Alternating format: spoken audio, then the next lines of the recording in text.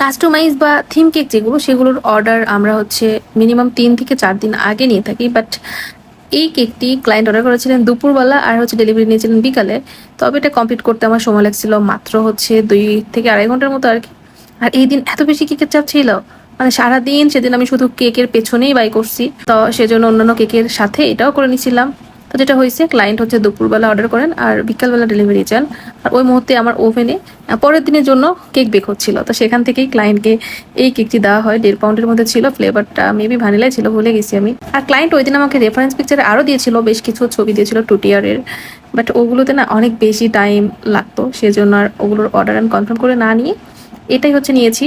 মানে ক্লায়েন্টের main demand ছিল যে কেক যেমনই হোক না কেন, যেই টাইপের ডিজাইনে আপনি করেন না কেন, ফ্রি ফায়ারের মধ্যে হতে হবে এই আর কি। মানে মেইন থিম ফ্রি ফায়ার। তো তারপর আমার পেজের এই ডিজাইনটি তিনি হচ্ছে পছন্দ করেন আর এটা আমাকে রিক্রিয়েট করতে দেন। যেটা করেছি, ওভেনে কেক অলরেডি অন্য অর্ডারের জন্য বেক হচ্ছিল, সেখান থেকে আমি কেকটা নিয়ে নিছি। আর হচ্ছে এই যে অর্ডার কনফার্ম করার সাথে সাথে এই যে এই ছবিগুলো, এগুলো সবগুলো নন এডিবল, এগুলো জাস্ট ডিজাইনের জন্য ইউজ করা হয়। এই প্রত্যেকটা টপার এগুলোও আমার হচ্ছে, যেহেতু প্রিন্টার আমার বাসাতে আছে, বাসাতে প্রিন্ট করি আমি, সো এগুলো সবগুলো রেডি করা ছিল, মানে ডাউনলোড করা ছিল, জাস্ট হচ্ছে প্রিন্ট করে নিয়েছি। আর কেক বেক হতে হতে প্রত্যেকটা টপার আমি এভাবে কাট করে রেডি করে নিয়েছি। কেক বেক হওয়ার সাথে সাথে গরম গরম অবস্থায় কেকটাকে কাট করে ফ্যানের বাতাসে রেখে এইভাবে একবারে ঠান্ডা করে নিয়েছি। তারপরে এই তো কিভাবে ডেকোরেশন করলাম দেখাই তো দিলাম। লাইট গ্রিন এবং হচ্ছে ডিপ গ্রিন কম্বিনেশনে ফ্রস্টিং করে নিয়েছি। তারপর ঘাস নজেল দিয়ে এরকম ঘাস দিয়ে নিছি।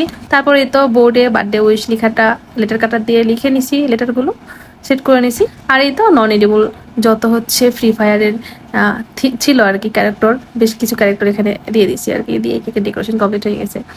যদিও ক্লায়েন্ট দুপুরে অর্ডার করে বিকালে চাইছিলেন, বাট আমার এই কেক টোটালি কেক কমপ্লিট করতে আমার 1.5 থেকে 2 ঘন্টার মতো টাইম লাগছিল, খুব বেশি লাগে নাই।